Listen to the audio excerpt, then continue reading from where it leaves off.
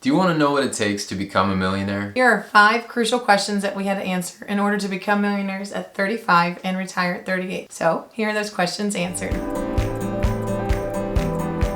When should I start investing? Investing when you're young is one of the best ways to receive solid returns on your money. And that's because of compound earnings. Compounding allows your account balance to snowball over time. There will be ups and downs in the stock market, kind of like there is going on right now. But investing young means that you have decades to ride out that volatility and decades for your money to grow. So before you start investing, make sure that you have an emergency fund set up so that it'll give yourself that stability that investing can require. Your emergency fund will get you set up and give you a buffer so that you don't have to tap into investments during volatile times devoted to long-term goals. So now that you have an emergency fund, you've budgeted and saved your money to invest, we would first recommend taking advantage of your 401k, especially because employers usually match it. It's kind of like free money, so you might as well take advantage of that. So make sure you first decide how much you want to invest. As a general rule of thumb, you want to aim to invest a total of 10 to 15% of your income each year for retirement. The most popular investments for those just starting out include stocks, which are shares of ownership in a single company, bonds that are essentially a loan to a company or government entity, which agrees to pay you back in a certain number of years. Then you have mutual funds, which are a mix of investments packaged together. Mutual funds allow investors to skip the work of picking individual stocks and bonds and instead purchase a diverse collection in one transaction. Then you also have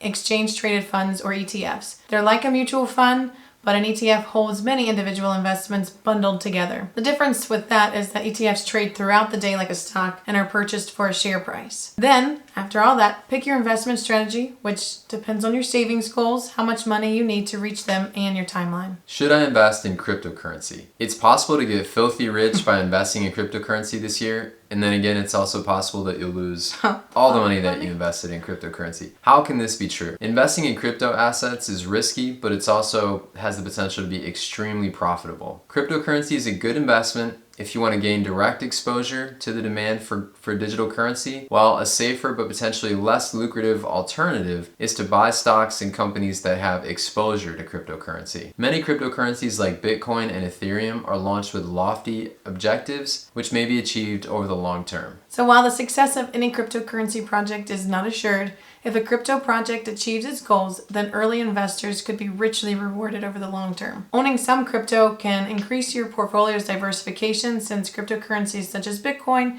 have historically shown almost no price correlation with the US stock market. If buying crypto seems too risky, you can consider other ways to potentially profit from the rise of cryptocurrencies, like buying stocks of the companies such as Coinbase, Square, or PayPal, or invest in an exchange like CME Group, which facilitates crypto futures trading. While investments in these companies may be profitable, they do not have the same upside potential as investing in crypto directly. Should I save, invest, or pay down debt first? To make a long story short, we think the answer is both. Paying off debt and retirement planning are important, but it's not an either-or situation. If you overcommit to investing and only make minimum debt payments, you could wind up paying too much in interest over time. If you neglect investing, on the other hand, entirely, you may fall short of your retirement goals. So make sure you first have an emergency fund set up. Next, focus on a debt repayment strategy. Look at your debt interest rate. If you have a high interest rate credit card debt, focus on paying it first. The best way to illustrate this is to simply look at the numbers. Compare the rate of return on your investments to your credit card's annual percentage rate. Historically, the average rate of return for stock market investments is around 10%. While on average, the APR on credit cards is hovering north of 16%. Decide on the strategy that you will use to pay off that debt, whether it be the snowball method or the avalanche. But remember, there's one exception. Continue investing in the 401k. That matches free money and you need to take advantage of it. Make sure you're investing up to the maximum matching contribution offered by your employer. For example, if you contribute $100 and your employer matches $50 to your $100, that's a 50% return on your investment. And just keep in mind that 50% is more than any interest rate out there. So now there's the other group of people that don't necessarily have that worst debt that we're talking about, which is the credit card debt, but they have the bad debt, which is somewhat good debt, like a mortgage or a student loan. The key here is you have to take into account your time frame and understand your interest payment schedule. The reason for this is that this is important is because of amortization. With a mortgage, you're paying most of the interest up front and the principal towards the end. So let's assume you're at the beginning of your repayment of your mortgage. The best ideal situation for you is to invest. So the average return over a 100-year span in the stock market is 8 to 9%, which is typically higher than the interest rate payments you would be paying on a mortgage. Everyone's going to feel differently about investing versus paying off debt. What you really need to look at is what are the numbers, what type of debt do you have, where are you in terms of paying off that debt, and how do you want to invest your money? What is Bitcoin? Bitcoin was created by Satoshi Nakamoto and is a digital money that allows for secure peer-to-peer transactions on the internet. Bitcoin is decentralized. Any two people anywhere in the world can send Bitcoin to each other without the involvement of a bank, government, or other institution. It's powered through a combination of networking technology and software-driven cryptography, which is the science of passing secret information that can be read by the sender and the receiver, which sounds pretty cool.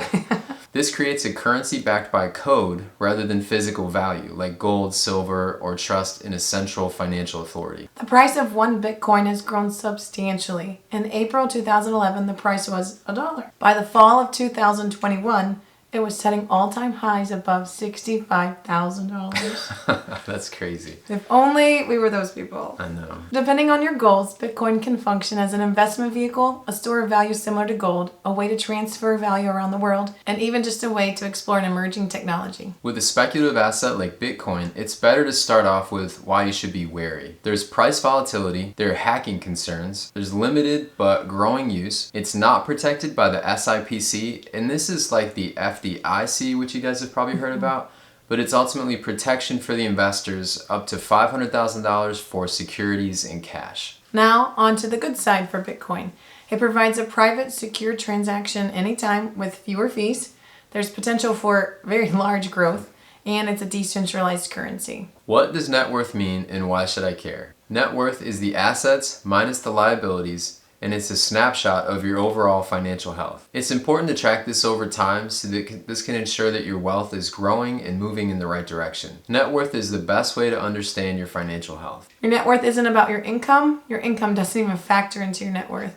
Instead, net worth includes your savings, your investments, and your debts. Think about it this way. If you make $30,000 per year, but you have an investment portfolio worth $3.5 million, you're going to be more concerned about your total net worth because that $30,000 salary that you make is a very small part of your financial situation. To calculate your net worth, you'll need to make a list of all your assets, which includes your house, car, savings, stocks, bonds, and other investments, retire accounts, and properties. Then make a list of all your liabilities. This includes things like debts, mortgage, car loan, student loans, personal loans, medical debt, and other debts that you might have. Now you want to subtract the liabilities from your assets to get your net worth. It's also important to put the date on your net worth calculation because you should calculate your net worth periodically. This allows you to see the changes in your net worth over time, which can motivate you to save more, spend less, and invest. To track our net worth over time, we actually use Personal Capital.